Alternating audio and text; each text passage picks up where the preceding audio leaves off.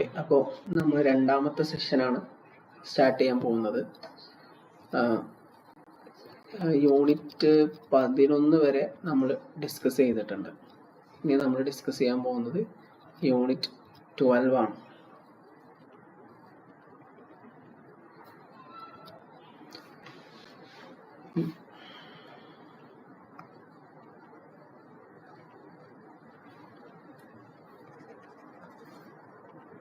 Okay, unit 12 descend and alliance. ഇതാണ് ഇനി നമുക്ക് ഡിസ്കസ് ചെയ്യാനുള്ളത്.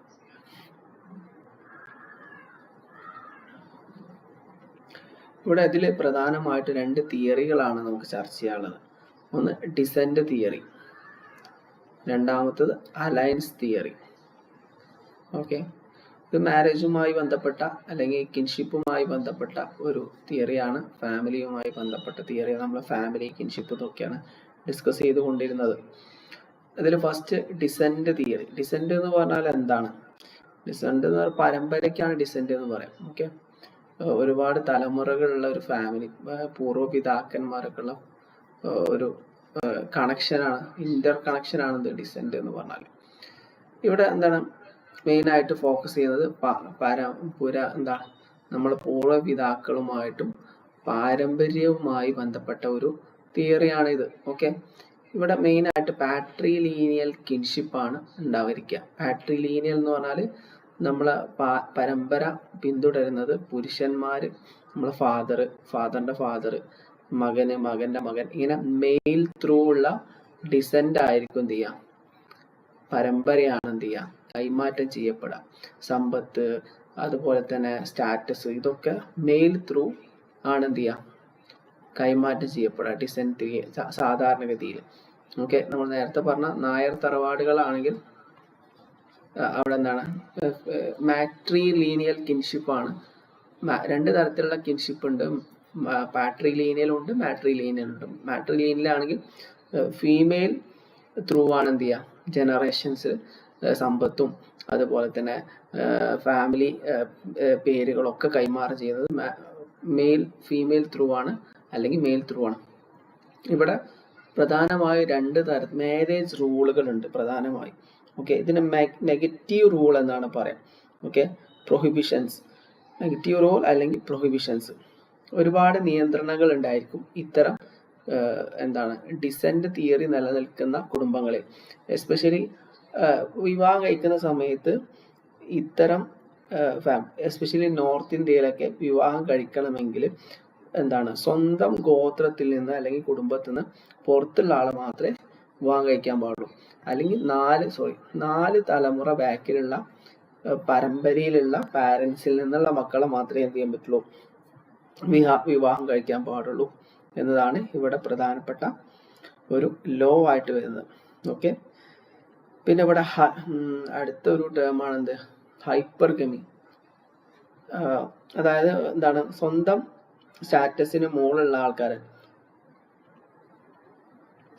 എന്ത് ചെയ്യാം വിവാഹം കഴിക്കുക. അതായത് ഇപ്പൊ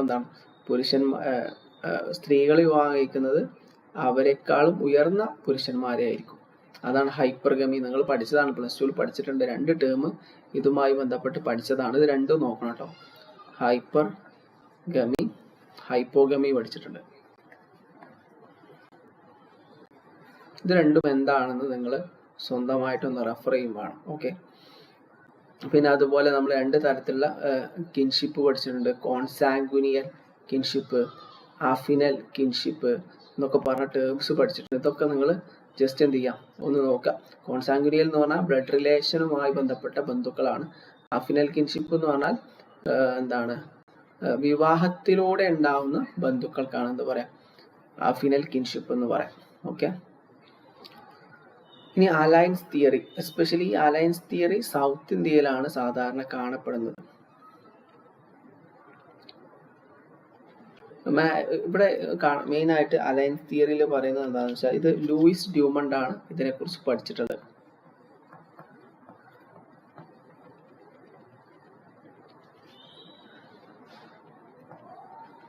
ഓക്കെ, ഇതേപോലെ മാരേജ് എന്ന് പറഞ്ഞാൽ വ്യത്യസ്ത ഗ്രൂപ്പുകൾ തമ്മിലുള്ള റിപ്പീറ്റഡ് അലയൻസിനാണ് എന്ത് പറയാം, മാരേജ് എന്ന് പറയാമെന്ന് ഇദ്ദേഹം പറയുന്നുണ്ട്.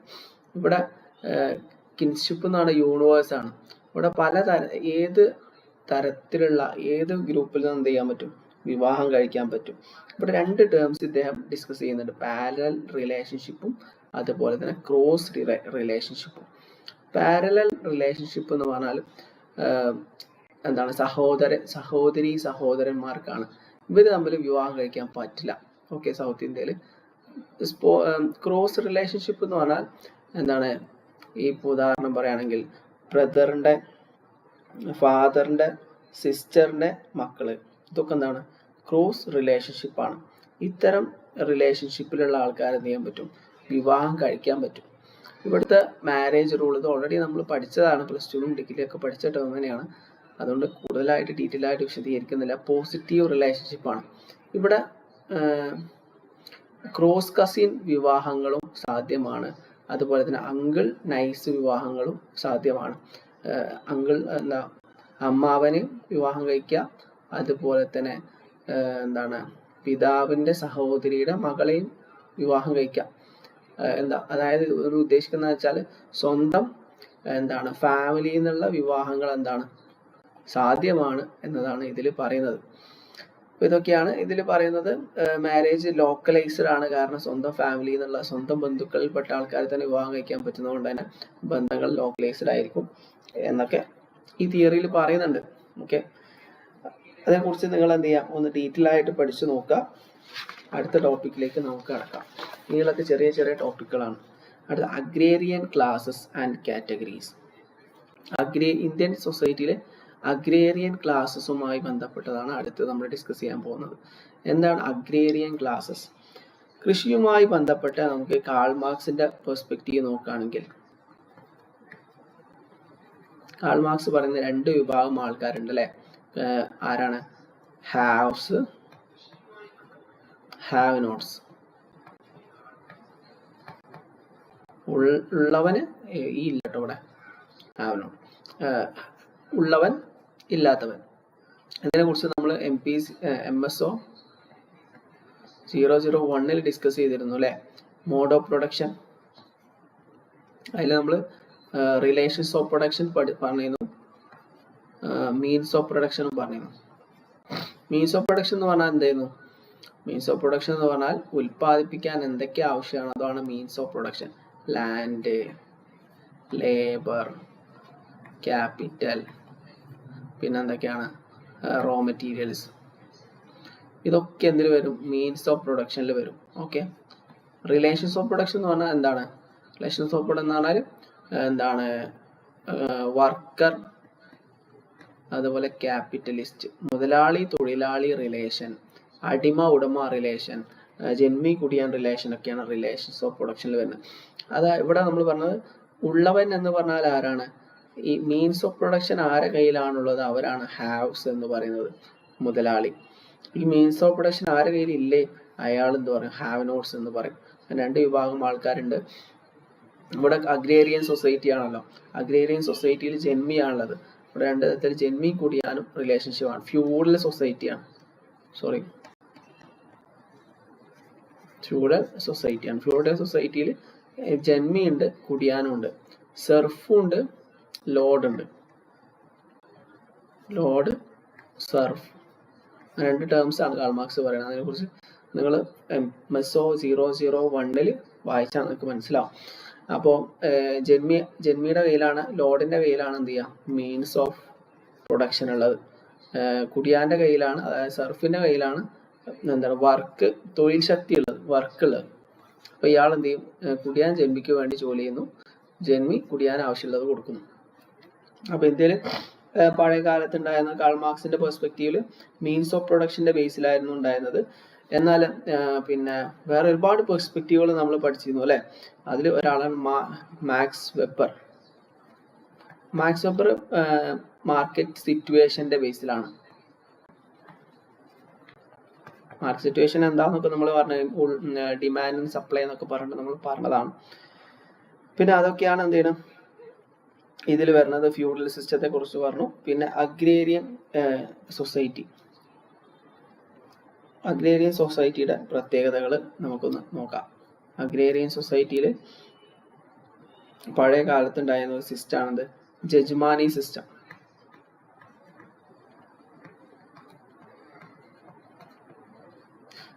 ജജ്മാനി സിസ്റ്റം എന്ന് പറഞ്ഞാൽ ഇവിടെ രണ്ട് ആൾക്കാരുണ്ടാവും. ആരാണ്? ജജ്മാൻ, അടുത്താണ് കാമീൻസ്. അപ്പൊ ജജ്മാനും ഉണ്ട്, കാമീൻസും ഉണ്ട്. ഓക്കെ, ഇവിടെ എന്താണ്, മുതലാളി എന്ത് ചെയ്യും? ഇപ്പോൾ എന്താണ്, താഴ്ന്ന വിഭാഗത്തിൽപ്പെട്ട മീൻസ് ഓഫ് പ്രൊഡക്ഷൻ ഓൺ ചെയ്യുന്ന ജജ്മാൻ എന്ത് ചെയ്യും? കാമീൻ ജഡ്ജിമാന് വേണ്ടി സഹായം ചെയ്യും, ജഡ്ജിമാൻ എന്ത് ചെയ്യും? കാമീന് വേണ്ടി സഹായം ചെയ്യും. ഇപ്പോൾ കൃഷിഭൂമിയിൽ എന്ത് ചെയ്യും? ജന്മിയുടെ ഭൂമിയിൽ കുടിയാൻ കൃഷി ചെയ്യും, പകരം കുടിയാന് ആവശ്യമായ കാര്യങ്ങളൊക്കെ ജന്മി കൊടുക്കും. അങ്ങനെ ഒരു റെസിപ്രോക്കൽ റിലേഷൻഷിപ്പ് ഇവിടെ നടന്നിരുന്നു, സൊസൈറ്റിയിൽ ഉണ്ടായിരുന്നു. അപ്പൊ കാസ്റ്റ് സിസ്റ്റം ഉണ്ടായിരുന്നു, കാസ്റ്റ് സിസ്റ്റം നിലനിന്നിരുന്നുവെങ്കിലും കാസ്റ്റ് പോസിറ്റീവായിട്ടാണ് ഇവിടെ അദ്ദേഹം എന്ത് ചെയ്യുന്നത്? എക്സ്പ്ലെയിൻ ചെയ്യുന്നത്. ഓക്കെ, പ്രധാനമായിട്ടും ലൂയിസ് ഡ്യൂമണ്ടൊക്കെയാണ് ഇതിനെക്കുറിച്ച് പഠിച്ചിട്ടുള്ളത്. ഇവരെന്ത് ചെയ്യുന്നത്? സൊസൈറ്റിയിൽ ഇനീക്വാലിറ്റി നിലനിന്നിരുന്നുവെങ്കിലും പരസ്പരം റിലേഷൻഷിപ്പ് മെയിൻറ്റെയിൻ ചെയ്തിരുന്നു എന്നാണ് അവർ പറയുന്നത് മെയിനായിട്ട്. പിന്നെ ബ്രിട്ടീഷ് കാലഘട്ടം വന്നപ്പോൾ നമ്മൾ എന്ത് ചെയ്തു? ലാൻഡ് റവന്യൂ സിസ്റ്റം വന്നു, അതിൽ ജമീന്ദാരി സിസ്റ്റത്തിൽ നമ്മൾ പറഞ്ഞു എന്താണ്, ഭൂമി എന്ത് ചെയ്തു? ബ്രിട്ടീഷർ വന്നപ്പോൾ എന്താണ്, ഭൂമിയൊക്കെ എന്ത് ചെയ്തു? പ്രൈവറ്റ് ഓണർഷിപ്പ് വന്നു. ഭൂമി എന്ത് ചെയ്തു? ജമീന്ദാർക്ക് കൊടുത്തു. ജമീന്ദാറാണ് എന്ത് ചെയ്യുക? ഭൂമി കൃഷി ചെയ്യുക. അതിൽ ടോട്ടൽ എമൗണ്ടിനെ ഇപ്പോൾ 11 ഭാഗമാക്കിയിട്ട് അതിൽ 10 ഭാഗം ബ്രിട്ടീഷുകാർക്ക് കൊടുക്കും, 11 ഭാഗത്തിൽ ഒരു ഭാഗം എന്ത് ചെയ്യും? ജമീന്ദാർ എടുക്കും. അങ്ങനെയാണ് അവിടെ ചെയ്തിരുന്നത്. ജമീന്ദാർക്ക് ഭൂമി അലോട്ട് ചെയ്യും. അത് മാത്രമല്ല ഭൂമി ലാൻഡ് വാങ്ങാനും വിൽക്കാനും പണയം വെക്കാനുള്ള അവകാശം എന്ത് ചെയ്യുന്നു? ഇത് കൊടുത്തു. റവന്യൂ ക്യാഷ് ആയിട്ടാണ് എന്ത് ചെയ്യുന്നത്? പഴയ കാലത്തൊക്കെ നമ്മൾ പാർട്ടർ സിസ്റ്റം എന്നൊക്കെ പറഞ്ഞ പോലെ എന്ത് ചെയ്യുന്നു? കുടിയാൻ ജന്മിക്ക് കൊടുത്തിരുന്നത് എന്ത് ചെയ്യുന്നു? കൃഷി ഉൽപ്പന്നങ്ങളാണെങ്കിൽ ജമീന്ദാർക്ക് കർഷകൻ കൊടുത്തിരുന്നത് എന്ത് ചെയ്യുന്നു? ക്യാഷാണ്. അപ്പൊ ഇതാണ് ഇവിടുത്തെ വ്യത്യാസം. പിന്നെ അതിനുശേഷം പിന്നെ സ്വാതന്ത്ര്യം കിട്ടിയതിനു ശേഷം പോസ്റ്റ് ഇൻഡിപെൻഡന്റ് കാലഘട്ടത്തിൽ എന്ത് ചെയ്യുന്നു? ലാൻഡ് റിഫോം മൂവ്മെന്റ് വന്നു. ലാൻഡ് റിഫോം മൂവ്മെന്റിന്റെ ഭാഗമായിട്ട് എന്ത് ചെയ്തു? ജമീന്ദാർമാരിൽ നിന്ന് ഭൂമി എന്ത് ചെയ്തു? കർഷകർക്ക് കൊടുത്തു. ഓക്കെ, ഫാർമേഴ്സിന് കൊടുത്തു. അത് മാത്രമല്ല പിന്നെ ഗ്രീൻ റെവല്യൂഷൻ ഉണ്ടായി.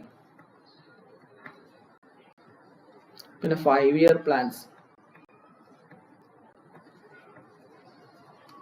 പ്ലാൻസ് വന്നു. അതുപോലെ ഗവൺമെന്റ് എന്ത് ചെയ്തു? New economic policy.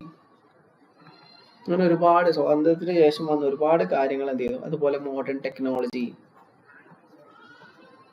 ഇങ്ങനെ ഒരുപാട് കാര്യങ്ങൾ വന്നപ്പോൾ എന്ത് സംഭവിച്ചു? കാർഷിക മേഖലയിൽ വലിയ മാറ്റങ്ങളും വളർച്ചകളും വന്നു. ഇതിനെക്കുറിച്ച് നമ്മൾ പഠിച്ചതാണ്. പഴയകാലത്ത് ഇന്ത്യക്ക് ആവശ്യമായ ഉൽപ്പന്നങ്ങളിലധികം ഇന്ത്യക്ക് ആവശ്യമായ ഭക്ഷണങ്ങൾ ഇന്ത്യയിൽ ഉൽപ്പാദിപ്പിച്ചിട്ടില്ലായിരുന്നു. സ്വാതന്ത്ര്യത്തിന് ശേഷം എന്ത് ചെയ്തു? ഇന്ത്യക്ക് ആവശ്യമായ ഉൽപ്പന്നങ്ങളൊക്കെ കയറ്റി അയക്കാനുള്ള ഉൽപ്പന്നങ്ങളും കാർഷിക ഉൽപ്പന്നങ്ങളൊക്കെ ഇന്ത്യ തന്നെ ഉൽപ്പാദിപ്പിച്ചു എന്നൊക്കെ പറയുന്നുണ്ട്. പ്രധാനമായും ഇന്ത്യയിൽ നോക്കുകയാണെങ്കിൽ കർഷകരെ പ്രധാനമായിട്ടും 5 ആയിട്ട് വേർതിരിക്കുന്നുണ്ട്. ഒന്നാണെന്ത്? ബിഗ് ജമീന്ദാർസ്. സമ്പത്തൊക്കെ ആരുടെ കയ്യിലാണുള്ളത് അവരാണ് ബിഗ് ജമീന്ദാർസ് എന്ന് പറയുന്നത്. പിന്നെ അതിന് താഴെ വരുന്ന ആൾക്കാരാണ് ബിഗ് ഫാമേഴ്സ് എന്ന് പറഞ്ഞാൽ ക്യാപിറ്റലിസ്റ്റ് ആയ കർഷകരാണ്. അതിന് താഴെ വരുന്ന കർഷകരായിരിക്കും, പക്ഷെ ഇവർ നേരിട്ട് കൃഷി ചെയ്യൂല, മറ്റുള്ളവർ ത്രൂ ആണ് കൃഷി ചെയ്യുക. പിന്നെ മിഡിൽ ഫാമേഴ്സ് എന്ന് പറഞ്ഞാൽ കർഷകർ ബിഗ് ഫാമേഴ്സ് നിന്ന് ഭൂമി വാങ്ങിയിട്ട് കർഷകർക്ക് കൊടുക്കുന്ന ഫാമേഴ്സ് ആണ് മിഡിൽ ഫാമേഴ്സ്. ഇവരും ഇന്റർമീഡിയറ്റ്സ് ആയിരിക്കും. പിന്നെ അതിന് താഴെ സ്മോൾ ഫാമേഴ്സ് ഉണ്ടായിരിക്കും. ലാൻഡ്ലെസ് ലേബേഴ്സ് ഉണ്ടാവും. ഈ ലാൻഡ്ലെസ് ലേബേഴ്സിന്റെ കയ്യിൽ ഭൂമിയൊന്നും ഉണ്ടാവില്ല, പക്ഷെ അവർ കൃഷി ചെയ്യുന്ന ആൾക്കാരായിരിക്കും. ഇപ്പോൾ സാധാരണഗതിയിൽ ഇപ്പോൾ നമ്മൾ ജമീന്ദാരി സിസ്റ്റം പറഞ്ഞ സമയത്ത് ജമീന്ദാരി സിസ്റ്റം എന്ന് പറഞ്ഞാൽ എന്താണ്? ശരിക്കും 3 തട്ടുകളാണ് ജമീന്ദാരി സിസ്റ്റത്തിൽ വരുന്നത് അല്ലെ. ഏറ്റവും മുകളിൽ എന്ത് വരും? ബ്രിട്ടീഷുകാർ വരും. രണ്ടാമത്തെ ജമീന്ദാർ വരും, മൂന്നാമത്തത് ഫാർമേഴ്സ് വരും. പക്ഷെ യഥാർത്ഥത്തിൽ ഫീൽഡ് വ്യൂവിൽ നോക്കിയാൽ, ഫീൽഡ് സ്റ്റഡി എടുത്തു കഴിഞ്ഞാൽ ഇതിനിടയിൽ ഒരുപാട് ഇടനിലക്കാരുണ്ടായിരുന്നു. അത് ഇടനിലക്കാർ ചില ആൾക്കാർ എന്ത് ചെയ്യും, ഭൂമി വാങ്ങും. ജമീന്ദാർ കർഷകർ കടക്കണിയിലാവുന്ന സമയത്ത് കർഷകരെ കയ്യിൽ നിന്ന് വലിയ തുകയ്ക്ക് അല്ലെങ്കിൽ പണം വാങ്ങിയിട്ട് എന്ത് ചെയ്യും, ഭൂമി വാങ്ങിയിട്ട് അവർ കൈവശം വെക്കും, കൃഷി വരെ തന്നെ ചെയ്യും. അങ്ങനെ നഗരത്തിൽ ജീവിക്കുന്ന ഒരുപാട് എന്തുണ്ടായിരുന്നു, ഭൂമിയുള്ള ബിഗ് ജമീന്ദാർസ് ഉണ്ടായിരുന്നു. അവർ കൃഷി ചെയ്യൂല, പക്ഷെ അവരെ കൃഷിഭൂമി ഓണർഷിപ്പ് അവർക്കായിരിക്കും. അതിനെക്കുറിച്ച് MSO 001 പറയുന്നുണ്ട്, 1, 2, 3 പറയുന്നുണ്ട്. ഓക്കെ, അതിനെക്കുറിച്ച് നിങ്ങൾ ജസ്റ്റ് ഒന്ന് റെഫർ ചെയ്യാം. പിന്നെ അടുത്ത വർക്കിംഗ് ക്ലാസ്. വർക്കിംഗ് ക്ലാസ് എന്ന് പറഞ്ഞാൽ തൊഴിലാളികൾ എന്ന് പറഞ്ഞാൽ അത് കാൾ മാർക്സുമായി ബന്ധപ്പെട്ട തിയറിയാണ്. കാൾ മാർക്സ് തൊഴിലാളികളെ പ്രൊലിറ്റേറ്റ് എന്നാണ് പറഞ്ഞിട്ടുള്ളത്. ഹാവ് നോട്ട്സ് എന്ന് പറഞ്ഞാൽ മീൻസ് ഓഫ്, നേരത്തെ പറഞ്ഞ പോലെ മീൻസ് ഓഫ് പ്രൊഡക്ഷൻ ആരുടെ കയ്യിലാണോ ഇല്ലാത്തത് അവരാണെന്ത്, തൊഴിലാളികൾ എന്ന് പറയുന്നത്. ഓക്കെ, തൊഴിലാളി എന്ന് പറഞ്ഞ വർക്കിംഗ് ക്ലാസ് എന്ന ഒരു വിഭാഗം ആൾക്കാർ വളർന്നു വന്നത് യഥാർത്ഥത്തിൽ ഇൻഡസ്ട്രിയലൈസേഷന് ശേഷമാണ്. ഇൻഡസ്ട്രിയൽ റെവല്യൂഷന് ശേഷം യൂറോപ്പിലാണ്. അതിനു മുമ്പ് തൊഴിലാളികൾ ഉണ്ടെങ്കിലും കർഷകർക്കാണെങ്കിലും കുറവാണ്. പിന്നെ ഈ തൊഴിലാളികൾ എന്ത് ചെയ്തു, അമിതമായി ചൂഷണം ചെയ്യപ്പെടുകയും ഈ തൊഴിലാളികൾ ചൂഷണവുമായി ബന്ധപ്പെട്ട് ക്ലാസ് ഇൻ ഇറ്റ് സെൽഫ് ഒക്കെ പഠിച്ചില്ലേ, class in it self, class for it self ഒക്കെ പഠിച്ചതാണ്. നമ്മൾ MSO 001 പഠിച്ചതാണ്. അപ്പോൾ ഇതൊക്കെ വന്നു, ക്ലാസ് കോൺഷ്യസ്നെസ് വന്നു, മുതലാളികൾ തൊഴിലാളികളെ ചൂഷണം ചെയ്യുന്നതിനെ കുറിച്ചൊക്കെ ആളുകൾ അവെയർ ആയി. അപ്പോൾ എന്താണ്, ഇതുമായി ബന്ധപ്പെട്ട എക്സ്പ്ലോയിറ്റേഷനെ കുറിച്ചൊക്കെ അവർ ബോധവാന്മാരായി, റൈറ്റ്സിനെ കുറിച്ച് ബോധവാന്മാരായി. അതുമായി ബന്ധപ്പെട്ട് എന്ത് ചെയ്തു, ട്രേഡ് യൂണിയൻസ് ഒക്കെ വന്നു. ഇന്ത്യയിൽ ആദ്യമായി വന്ന ട്രേഡ് യൂണിയനാണ് AITUC. AITUC എന്ന് പറഞ്ഞാൽ എന്താണ്, ഇതൊരു തൊഴിലാളി യൂണിയനാണ്. ആൾ ഇന്ത്യ ട്രേഡ് യൂണിയൻ കോൺഗ്രസ് എന്നാണ് ഇതിന് പറയാം. ഫസ്റ്റ് നാഷണൽ ട്രേഡ് യൂണിയനാണ് 1920 ഇത് ആരംഭിച്ചത്. ഇത് തൊഴിലാളികളുടെ വേജ്, അവരുടെ പ്രശ്നങ്ങളൊക്കെ പരിഹാരം കണ്ടെത്താൻ വേണ്ടിയിട്ട് കൊണ്ടുവന്നതാണ്. ഇതൊക്കെയാണ് ഇതിൽ പറയുന്നത്. ഓക്കെ, പിന്നെ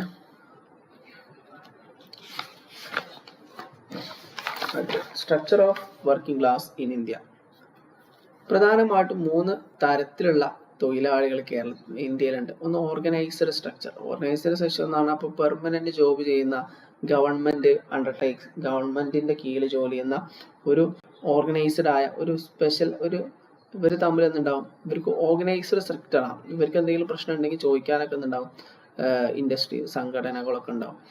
unorganised structure. Unorganised informal sector എന്ന് പറഞ്ഞാൽ ഡെയിലി തൊഴിൽ വേജ് വാങ്ങുന്ന, കുറഞ്ഞ തൊഴിൽ വാങ്ങുന്ന, ജോബ് സെക്യൂരിറ്റി ഇല്ലാത്ത, പുവർ കണ്ടീഷനിൽ ജോലി ചെയ്യുന്ന ആൾക്കാരാണ്.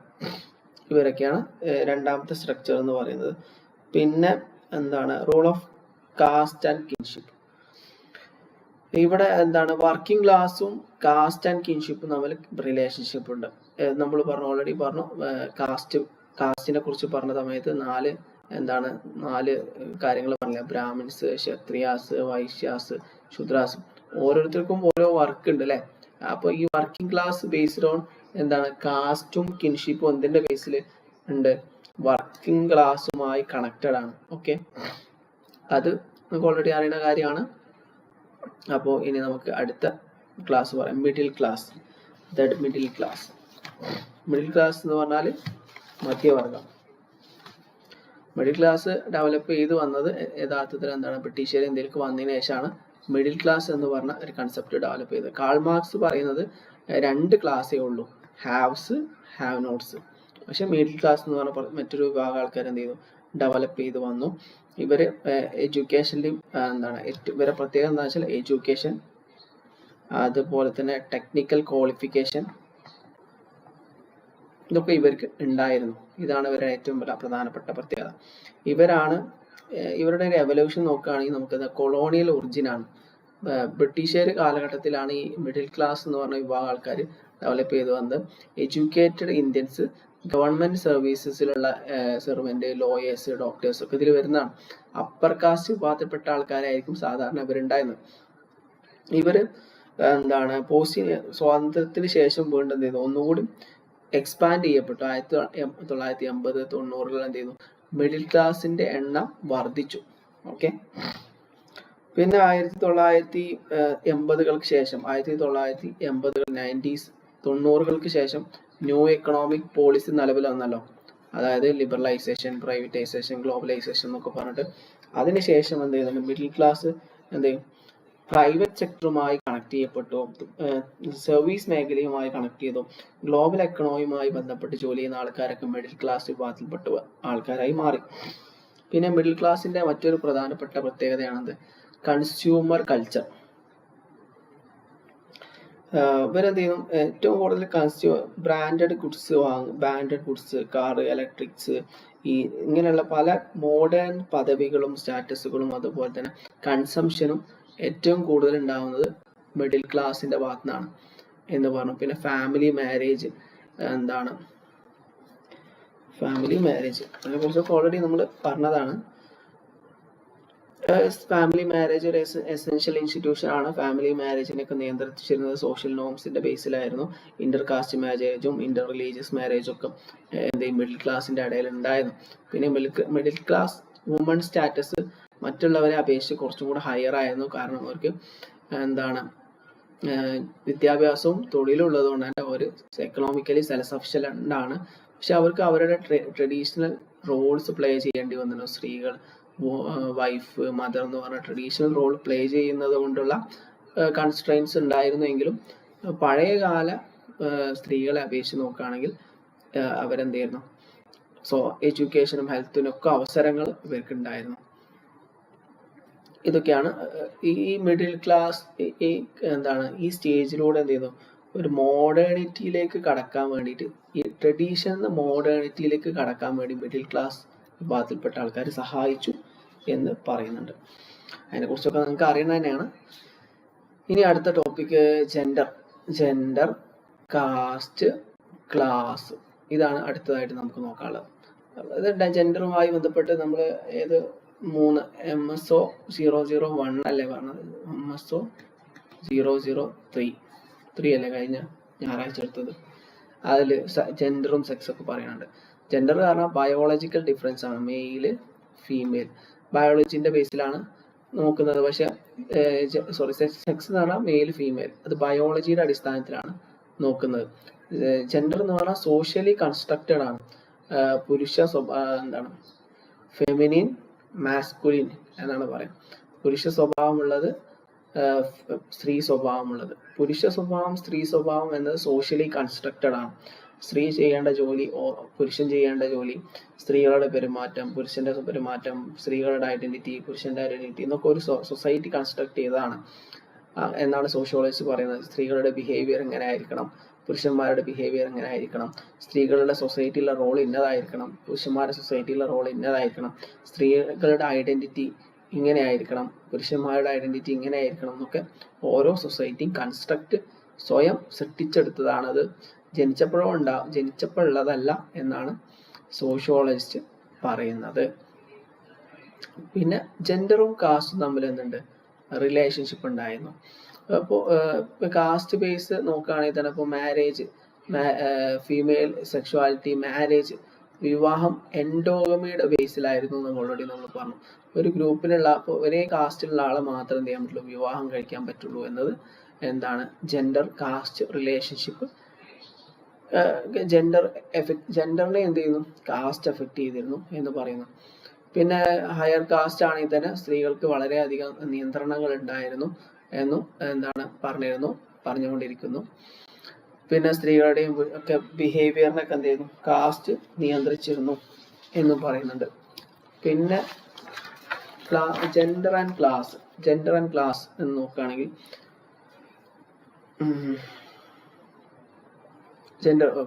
withdrawal of women from manual labor is often symbol of family support mobility sanskrit.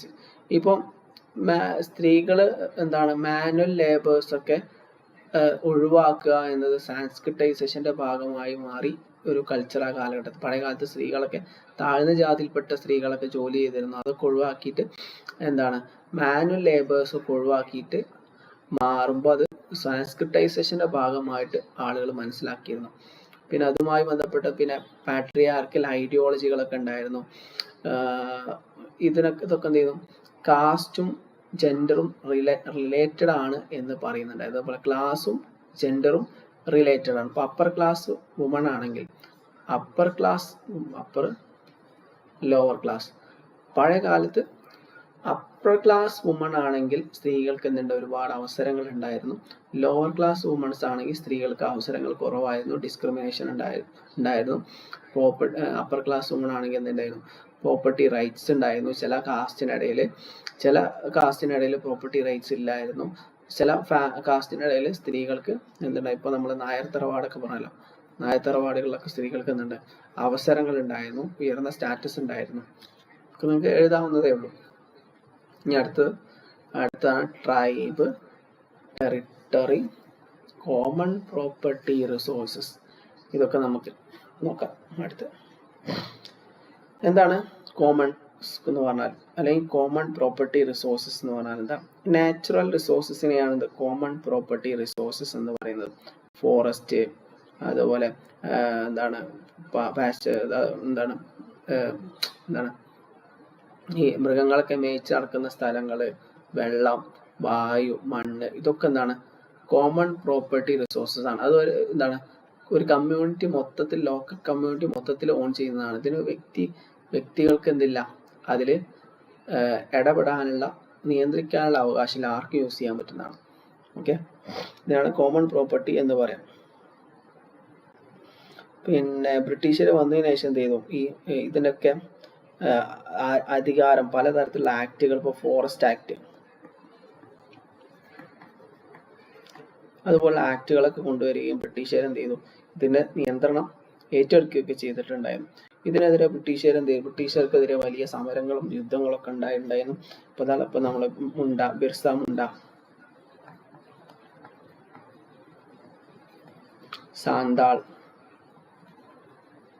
Santhal കലാപം എന്നൊക്കെ പറഞ്ഞു പഠിച്ചില്ലേ.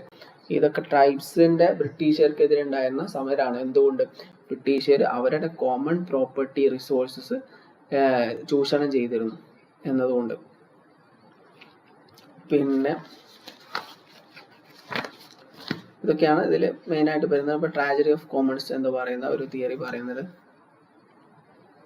എന്താണ്, ഈ common property resources doomed to over exploitation. അതായത് ഈ കോമൺ പ്രോപ്പർട്ടി ഉണ്ടാവുമ്പോൾ എന്ത് ചെയ്യും, അത് ഓവർ എക്സ്പ്ലോയിറ്റേഷന് കാരണമാവുമെന്ന് ഇദ്ദേഹം പറയുന്നുണ്ട്. ഓക്കെ, ഇതൊന്ന് ശ്രദ്ധിക്കണം, അത് പ്രധാനപ്പെട്ട ഒരു തിയറിയാണ്. ഇൻഡിവിജ്വലി ഓൺ ചെയ്യുന്ന സമയത്ത് അതിൻ്റെ എക്സ്പ്ലോയിറ്റേഷൻ കുറവായിരിക്കും എന്നും അദ്ദേഹം ഇതിലൂടെ പറയുന്നത്. ഇതുമായി ബന്ധപ്പെട്ട് എന്നിട്ട് ഒരുപാട് ക്രിറ്റിസിസം വരുന്നുണ്ട്. അതും നിങ്ങൾ എന്ത് ചെയ്യാം, വായിക്കാം.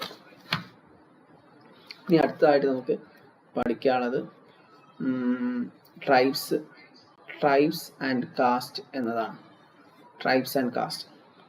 കാസ്റ്റ് എന്ന് പറഞ്ഞാൽ ഓൾറെഡി നമ്മൾ പറഞ്ഞു എന്താണ്. കാസ്റ്റ് എന്ന് പറഞ്ഞാൽ നമ്മുടെ ഒരു ഹൈറാർക്കി ഉണ്ടാവും, ഡിവിഷൻ ഓഫ് ലേബർ ഉണ്ടാവും, പ്യൂരിറ്റി ഓർ പൊല്യൂഷൻ ഉണ്ടാവും. ഇതിന്റെ ബേസിസിലുള്ള ഡിവിഷനാണ് എന്താ പറയുക, കാസ്റ്റ് എന്ന് പറയാം. ട്രൈബ്സ് എന്ന് പറഞ്ഞാൽ എന്താണ്, ഇവർ ഒരു ആദിവാസി ഗ്രൂപ്പാണ്. ഇവർക്ക് കോമൺ ആയിട്ടുള്ള ഒരു ലാംഗ്വേജ് ഉണ്ടാവും, കിൻഷിപ്പ് ഉണ്ടാവും, ആരാധനാ രീതി ഉണ്ടാവും, സ്പെസിഫിക് ഏരിയ ഉണ്ടാവും. ഇതിന്റെ അടിസ്ഥാനത്തിലുള്ള ഒരു സ്പെസിഫിക് വിഭാഗമായിരിക്കുന്നത് ട്രൈബ് എന്ന് പറഞ്ഞാൽ. ഓക്കെ, ട്രൈബ് എന്ന് പറഞ്ഞാൽ ഇഗാലിറ്റേറിയൻ സൊസൈറ്റി ആയിരിക്കും, കിൻഷിപ്പ് ഉണ്ടായിരിക്കും, നമ്മളൊക്കെ പറഞ്ഞല്ലോ അല്ലെ. പിന്നെ ഇതുമായി ബന്ധപ്പെട്ട് ട്രാൻസ്ഫോർമേഷൻ ഡിബേറ്റുകൾ പറയുന്നുണ്ട്. ചില സോഷ്യോളജിസ്റ്റ് പറയുന്നുണ്ട് എന്താണ് ഉദാഹരണമായിട്ട് ഡി.ഡി. കോസാംബി ആരാണ് ഇവിടെ? ഡി.ഡി. കോസാംബി. ഇദ്ദേഹം പറയുന്നത് എന്താണെന്ന് വെച്ചാൽ എന്താണ്, ട്രൈബ്സ്, അതുപോലെ തന്നെ എൻ.കെ. ബോസ്,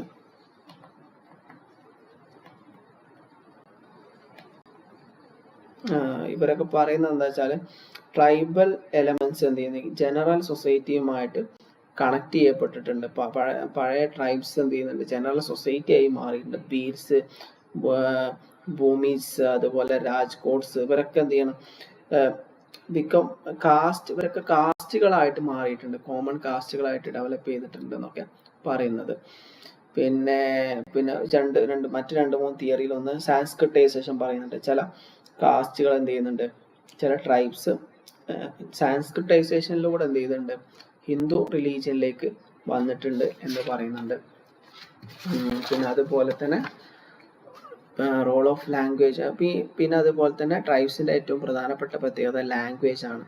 ഈ ലാംഗ്വേജ് ബേസ്ഡ് എന്തുണ്ട്, ലാംഗ്വേജിൻ്റെ അടിസ്ഥാനത്തിൽ ഇവരെന്ത് ചെയ്യുന്നുണ്ട്, ഒരു സ്പെസിഫിക് ലിംഗ്വിസ്റ്റിക് കമ്മ്യൂണിറ്റി ആയി മാറുകയും ഇപ്പോൾ അത് പിന്നീട് എന്ത് ചെയ്യും, ഒരു കാസ്റ്റ് സിസ്റ്റം ആയിട്ട് ഡെവലപ്പായി വരികയും ചെയ്തിട്ടുണ്ട് എന്നും പറഞ്ഞിട്ടുണ്ട്. പിന്നെ ട്രൈബ്സ് കമ്മ്യൂണിറ്റി ആയിട്ട് ഡെവലപ്പ് ചെയ്യുന്നുണ്ട് എന്നൊക്കെ പറഞ്ഞ ഒരുപാട് തിയറികൾ അതിലുണ്ട്. അതൊക്കെ നിങ്ങൾ എന്ത് ചെയ്യാം, വായിച്ച് നോക്കുക. നമുക്ക് അടുത്ത ടോപ്പിക്കിലേക്ക് പോവാം. അടുത്താണ് Elwin and Ghurye's perspective on tribe. രണ്ട് പെർസ്പെക്റ്റീവ് ആണ്. വെരിയർ എൽവിൻ ഇദ്ദേഹം പറഞ്ഞത് എന്താണെന്ന് വെച്ചാൽ, ഇവിടെ isolated tribe communities to protect their unique culture from corrupting influences and exploitation of outside world. ഇപ്പോൾ ട്രൈബ്സ് എന്ത് ചെയ്യുന്നുണ്ട്, അവരെ പുറത്തുള്ള കൾച്ചർ അവരെ എഫക്റ്റ് ചെയ്യാതിരിക്കാൻ വേണ്ടിയിട്ട് അവരെ സ്വയത്തെ എന്ത് ചെയ്യുന്നുണ്ട്, പ്രൊട്ടക്റ്റ് ചെയ്തിരുന്നു എന്ന് പറഞ്ഞിരുന്നു. ഓക്കെ, പിന്നെ അതുപോലെ അവരും കാസ്റ്റും ക്ലാസും കാസ്റ്റും ട്രൈബും ഡിഫറെൻ്റ് ആണ് എന്ന പെർസ്പെക്റ്റീവ് ആണ് എന്ത് ചെയ്യുന്നത് ഇവർ പറഞ്ഞത്. GS കുര്യൻ പറഞ്ഞത് എങ്ങനെയല്ല.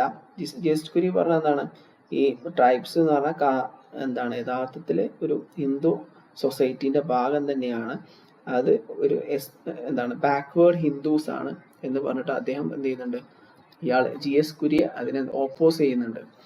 അപ്പോൾ ട്രൈബ്സ് എന്ന് പറഞ്ഞാൽ ബാക്ക്വേർഡ് ഹിന്ദുസ് ആണ് അദ്ദേഹം പറഞ്ഞിട്ട്, അദ്ദേഹം ഇവര് സൊസൈറ്റിയുമായിട്ട് അസിമിലേറ്റ് ചെയ്തിട്ടുണ്ട് എന്നും പറയുന്നുണ്ട്. പിന്നെ ട്രൈബ്സ് ഹിസ്റ്റോറിക്കലി ട്രൈബ്സ് ഒരുപാട് നേരത്തെ പറഞ്ഞ പോലെ നാഷണലിസ്റ്റ് മൂവ്മെന്റിനൊക്കെ എന്ത് ചെയ്യുന്നുണ്ട്, സ്വാതന്ത്ര്യ സമരത്തിലൊക്കെ ഒരുപാട് പങ്കെടുത്തിട്ടുണ്ട്. ബ്രിട്ടീഷുകാർക്കെതിരെ എന്ത് ചെയ്യുന്നു, സമരം ചെയ്തിട്ടുണ്ട്. എസ്പെഷ്യലി പ്രധാനപ്പെട്ട സാന്താൾ റിബല്യൻ, ബിർസ മുണ്ട മൂവ്മെന്റ്, ഇതൊക്കെ ട്രൈബ്സിന്റെ മെയിൻ സ്ട്രീമിലേക്ക് ഇറങ്ങി വരുന്നതിന് ഉദാഹരണങ്ങളായിട്ട് നമുക്ക് കാണാൻ പറ്റും. ഇനി അടുത്ത് social differentiation among tribes. Social differentiation എന്ന് പറഞ്ഞാൽ the process by which people distinguished from one another leading to different roles and status. നമുക്കറിയാം ഓരോരുത്തരും ഓരോ റോൾ പ്ലേ ചെയ്യുന്ന ആൾക്കാരാണല്ലേ. ഇപ്പൊ ഞാൻ അധ്യാപകനാണ്, പിതാവാണ്, മകനാണ്, ഓരോ റോളിനും ഓരോ സ്റ്റാറ്റസിനും ഓരോ റോളുണ്ട്, ഓരോ സ്റ്റാറ്റസ് ഉണ്ട്. ആ ഒരു കൂട്ടം റോളുകളുണ്ട്. ആ റോൾസ് ഒക്കെ നമ്മൾ പ്ലേ ചെയ്യുന്നുണ്ട്. ഇതിന്റെ അടിസ്ഥാനത്തിൽ വ്യക്തികളൊക്കെ ഡിഫറെൻ്റ് ആണ്. അതേപോലെ തന്നെ നമ്മളെ ലീനേജ്, ക്ലാന്, ഇതിൻ്റെ ഒക്കെ അടിസ്ഥാനത്തിലൊക്കെ മനുഷ്യർ വ്യത്യസ്തരാണ്. പിന്നെ പിട്രിൻ സൊറോക്കിൻ എന്ത് ചെയ്യുന്നുണ്ട്, സോഷ്യൽ ഗ്രൂപ്പിനെ രണ്ടായിട്ട് ക്ലാസിഫൈ ചെയ്തിട്ടുണ്ട്. ഒന്നാണെന്ത്, യൂണിബോണ്ട് ഗ്രൂപ്പ്.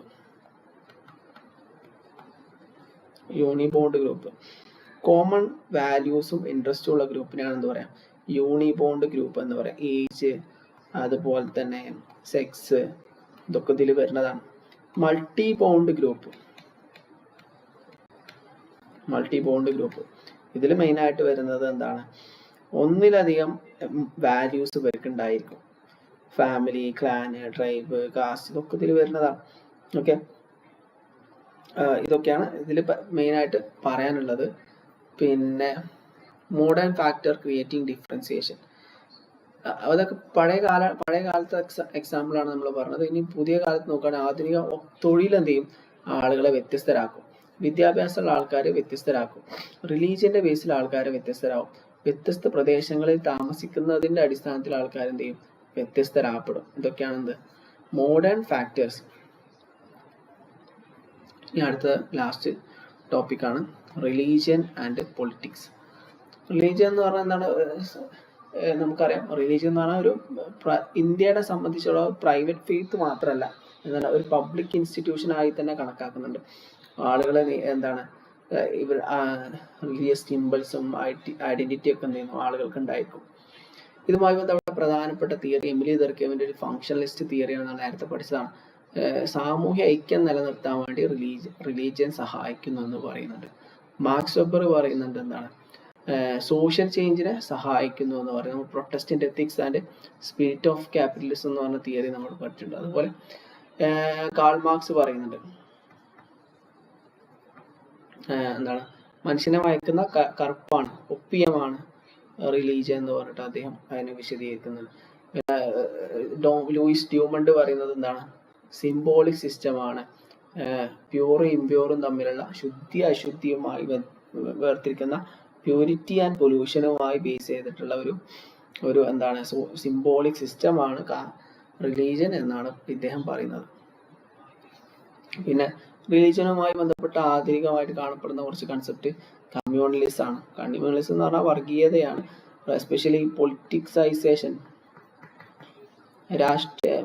മതം രാഷ്ട്രീയത്തിൽ വരുന്നതിന്റെ കാരണമാണ് എന്ത് കമ്മ്യൂണലിസം വരാൻ കാരണം.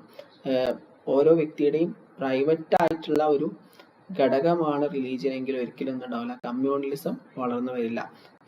കമ്മ്യൂണൽ പൊളിറ്റിക്കൽ പാർട്ടീസ് ഉള്ളത് കൊണ്ടാണ് കമ്മ്യൂണലിസം എന്ന ആശയം എന്ത് ചെയ്യുന്നത് നിലവിൽ വരുന്നത്. അതായത് ബ്രിട്ടീഷുകാർ കൊണ്ടുവന്ന ഒരു തന്ത്രമായിരുന്നു എന്താണ് ഡിവൈഡ് ആൻഡ് റൂൾ പോളിസിയുടെ ഭാഗമായിട്ട് ബ്രിട്ടീഷുകാർ ഇംപ്ലിമെന്റ് ചെയ്ത ഒരുപാട് കാര്യങ്ങൾ ഇന്നും എന്ത് ചെയ്യുന്നുണ്ട് സൊസൈറ്റിയിൽ നിലനിൽക്കുന്നത്. പക്ഷെ സ്റ്റിൽ എന്താണ് ഇന്ത്യ ഒരു സെക്യുലർ സൊസൈറ്റിയാണ് എന്ന് പറയാം. ഓക്കെ, സെക്യുലറിസം എന്ന് പറഞ്ഞാൽ എന്തുണ്ട് രണ്ട് കൺസെപ്റ്റ് ഉണ്ട്. ഇന്ത്യൻ സെക്യുലറിസം എന്ന് പറഞ്ഞാൽ എന്താണ് എല്ലാ റിലീജിയനും ഈക്വൽ റെസ്പെക്ട് കൊടുക്കുന്നതിനാണ് എന്ന് പറയാം ഇന്ത്യൻ സെക്യുലറിസം എന്ന് പറയുന്നത്. പിന്നെ ഫണ്ടമെന്റലിസം എന്ന് പറഞ്ഞ കൺസെപ്റ്റ്. ഫണ്ടമെന്റലിസം എന്ന് പറഞ്ഞാൽ എന്താണ് ideology seeking remodel of state according to purified version of religious tradition. അതായത് ഒരു റിലീജിയന്റെ അടിസ്ഥാനത്തിൽ സ്റ്റേറ്റ് പ്രവർത്തിക്കുന്നതിന് ഫണ്ടമെന്റലിസം എന്ന് പറയും. അതിനെക്കുറിച്ച് നിങ്ങൾ എന്ത് ചെയ്യുക വിശദമായിട്ട് നോക്കുക. അപ്പോൾ ഇപ്പോഴത്തെ സെഷൻ നമുക്ക് വൈൻഡപ്പ് ചെയ്യാം. ബാക്കി അടുത്ത സെഷൻ ഇനി നമുക്ക് 7 മണിക്ക് ഇരിക്കാം. അപ്പോൾ thank you for the corporation.